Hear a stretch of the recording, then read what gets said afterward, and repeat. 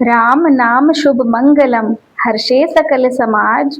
सुनहु कथा यह पावनी, मिटहि भव सिनि आज। सीता हरण करि दुष्ट ने, जगत किया संहार। जटायु शबरी संग में, राम करे उद्धार। स्वर्ण मृग माया रची, रावण छल कर जाए। सीता माई हरि लई, लंका नगर बसाए। रावण संग जूझते, जटायु वीर महान। सीता रक्षा हेत हित, त्याग दिए प्राण। शबरी देखत पंथ में, प्रेम भरे नयन। राम मिले तो फल हुए, अमृत से समधन। कबंध बोला राम से, सुनो विनय मन लाए। ऋष्य मुख गिर जाए के, सुग्रीव संग मिलाए। प्रिय श्रोतागण, आज की इस पावन कथा में हम रामायण के उस अत्यंत भावपूर्ण और मार्मिक प्रसंग को सुनेंगे जहां लंका का राजा रावण छल पूर्वक माता सीता का हरण करता है। इस घटना से अयोध्यापति श्री राम व्याकुल होकर वन वन माता सीता की खोज में भटकते हैं। इस कथा में हम जानेंगे कि किस प्रकार स्वर्ण मृग का माया जाल सीता हरण का कारण बना, कैसे जटायु ने प्राण देकर धर्म की रक्षा की और रावण से युद्ध किया, किस तरह राम लक्ष्मण शोक में व्याकुल होकर सीता माता की खोज में निकल पड़े। मार्ग में उनका सामना कबंध राक्षस से होता है, जो अंत समय में उन्हें सुग्रीव से मिलने का मार्ग बताता है। और अंत में हम जानेंगे कि भक्त शबरी की अनुपम भक्ति, जिन्होंने वर्षों तक प्रभु श्री राम का इंतजार किया और मीठे बेर अर्पित कर अपने जीवन को धन्य बना लिया। इस प्रकार यह कथा न केवल सीता हरण और राम की व्यथा का चित्र प्रस्तुत करती है, बल्कि इसमें हमें यह भी शिक्षा मिलेगी कि सच्ची भक्ति और दृढ़ विश्वास अंततः प्रभु के दर्शन करवा ही देता है। वनवास के समय भगवान श्री राम, माता सीता और भाई लक्ष्मण पंचवटी में तपस्वियों के समान निवास कर रहे थे। वहां उनका जीवन साधारण था, किंतु अत्यंत पवित्र और संतोषपूर्ण था। तीनों दिन रात प्रभु की कथा, वन की शोभा और साधना में लीन रहते। राक्षसी सुपर्णखा, जो रावण की बहन थी, एक दिन वन में भ्रमण करती हुई वहां पहुंची। राम का रूप, उनकी कीर्ति और तेज देखकर वह उन पर मोहित हो गई। उनसे विवाह का प्रस्ताव उसने रखा, किंतु श्री राम ने हंसकर उसे यह कहकर टाल दिया कि मैं तो सीता का पति हूँ, लक्ष्मण से कहो। जब लक्ष्मण ने भी उसका उपहास किया, तब क्रोध में आकर शूर्पणखा ने सीता माता पर आक्रमण कर दिया। लक्ष्मण ने तत्क्षण उसका नाक और कान काट डाला। अपमानित शूर्पणखा रक्त रंजित अवस्था में अपने भाइयों खरदूषण के पास गई और उन्हें उकसाया। खरदूषण 14 सहस्त्र राक्षसों की सेना लेकर श्री राम पर टूट पड़े, किंतु श्री राम ने अपने धनुष बाण से सबका संहार कर डाला। शूर्पणखा ने यह समाचार लंका में जाकर रावण को सुनाया। रावण यह सुनकर आग बबूला हो गया। उसने अपनी बहन का बदला लेने और सीता को हर लेने का निश्चय किया, किंतु वह जानता था कि राम लक्ष्मण से सीधा युद्ध करना कठिन है। तब वह मारीच के पास पहुंचा। मारीच ने पहले बहुत समझाया, राम भगवान विष्णु के अवतार हैं, उनसे शत्रुता मत करो, उनका वध असंभव है। किंतु रावण अपने अहंकार और वासना से अंधा हो चुका था। उसने धमकी दी कि यदि मारीच ने उसकी आज्ञा न मानी तो वह स्वयं उसे मार डालेगा। विवश होकर मारीच ने उसकी योजना स्वीकार कर ली।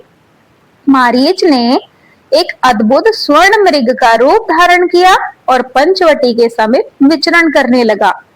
वह इतना सुंदर और विलक्षण था कि उसकी कांति को देखकर माता सीता उस पर मोहित हो गई। उन्होंने श्री राम से प्रार्थना की, आर्यपुत्र, यह मृग कितना अद्भुत है। यदि इसे जीवित पकड़ लाए तो हमें वनवास के समय आनंद मिलेगा। श्री राम ने सीता माता की इच्छा पूरी करने के लिए उस मृग का पीछा किया। जाते समय उन्होंने लक्ष्मण को सीता माता की रक्षा का भार सौंपा। श्री राम उस मृग का पीछा करते हुए वन में बहुत दूर निकल गए। जब उन्होंने बाण चलाकर मारीच को घायल किया तो वह अपने वास्तविक रूप में आ गया। मृत्यु के क्षण में मारीच ने राम की ही स्वर नकल करते समय जोर से पुकारा, लक्ष्मण मेरी मदद करो, सीते मेरी मदद करो। जब सीता जी ने यह करुण पुकार सुनी तो वे घबरा गई। उन्होंने लक्ष्मण से कहा कि तुम्हारे भ्राता संकट में हैं, शीघ्र जाओ और उनकी रक्षा करो। लक्ष्मण ने उन्हें समझाया कि भैया राम को कोई पराजित नहीं कर सकता, यह सब छल है। किंतु माता सीता ने उनके प्रति कठोर वचन कहे और बोली कि तुम अपने भाई की संकट में सहायता करने की बजाय मुझे उपदेश दे रहे हो। कहीं ऐसा तो नहीं कि तुम अपने भ्राता की मदद करना नहीं चाहते? यह सुनकर लक्ष्मण अत्यंत दुखी हुए। उन्होंने माता सीता को प्रणाम कर वहां एक लक्ष्मण रेखा खींच दी और कहा, माता आप इस रेखा के भीतर सुरक्षित रहें, इसे कोई राक्षस पार नहीं कर सकता। फिर वे श्री राम की खोज में चले गए। लक्ष्मण के जाते ही रावण एक सन्यासी का रूप धारण कर वहां आया। उसने दीनता दिखाकर भिक्षा मांगी। माता सीता ने आतिथ्य धर्म के अनुसार बाहर आकर भिक्षा देना चाहा। जैसे ही उन्होंने लक्ष्मण रेखा पार की, रावण अपने असली रूप में प्रकट हो गया। उसने बलपूर्वक सीता माता का हरण कर लिया और अपने पुष्पक विमान में बिठाकर आकाश की ओर उड़ चला। अपहरण के समय सीता माता विलाप करती हुई पुकार करने लगी, श्री राम मुझे बचाइए, हे जगत जननी धरती माता मुझे बचाओ। उन्होंने अपने आभूषण नीचे गिराए ताकि श्री राम तक उनका संदेश पहुंच सके। मार्ग में जटायु नामक एक बूढ़े गिरिध ने रावण को रोका और सीता माता की रक्षा के लिए उससे भीषण युद्ध किया, किंतु रावण ने उसके पंख काट डाले और जटायु धरती पर गिर पड़ा। इधर जब श्री राम स्वर्ण मृग का छल समझकर लौटे तो उन्हें मार्ग में लक्ष्मण मिले। दोनों कुटिया पहुंचे तो सीता को न पाकर उनका हृदय चित्कार कर उठा। वे वन वन पुकारने लगे, हे सीते कहाँ हो, मुझे छोड़कर क्यों चली गई? अंत में उन्हें घायल जटायु मिला। जब जटायु ने अंतिम सांसें लेते हुए श्री राम को बताया कि लंकेश रावण माता सीता को हर ले गया है, तब श्री राम का हृदय शोक से व्याकुल हो उठा। श्री राम ने करुण स्वर में कहा, हे पक्षीराज, तुमने धर्म के लिए अपने प्राण त्याग दिए, तुम्हारा यश सदा अमर रहेगा। श्री राम ने स्वयं अपने हाथों से जटायु का अंतिम संस्कार किया। गंगा की तरह आंसू बहाते हुए वे बोले, मेरे पिता श्री की मृत्यु पर मुझे अग्नि संस्कार का अवसर न मिल सका, परंतु आज जटायु की सेवा कर मैंने पिता तुल्य ऋण चुकाया है।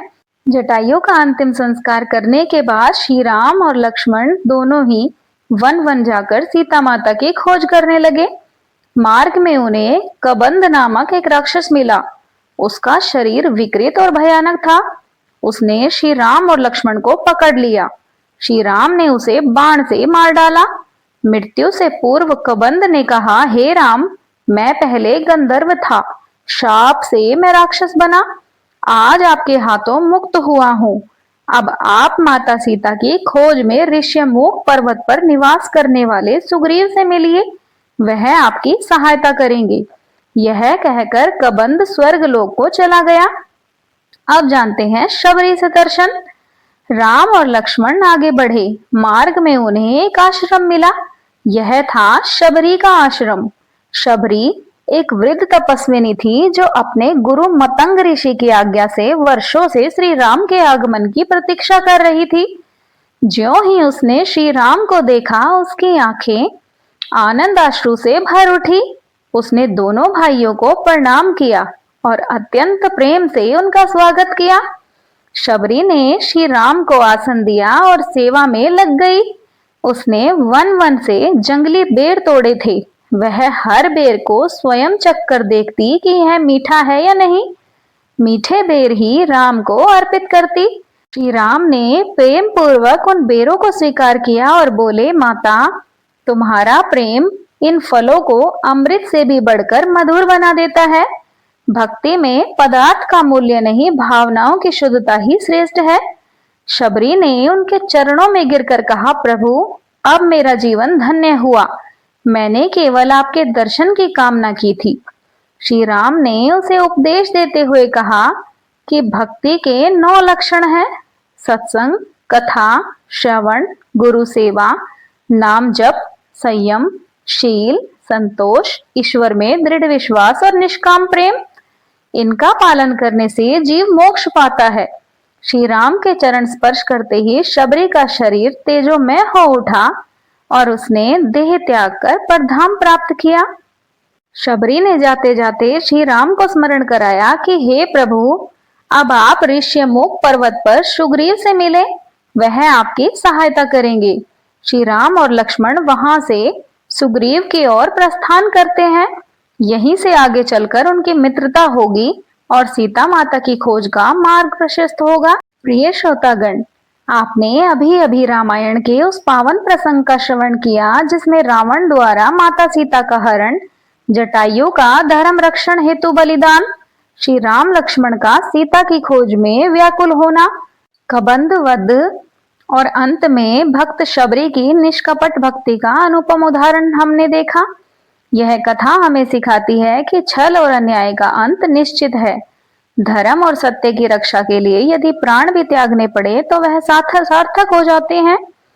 और सबसे बढ़कर प्रभु केवल भक्ति और सच्चे प्रेम से ही प्रसन्न होते हैं, चाहे भेंट कितनी ही छोटी क्यों ना हो।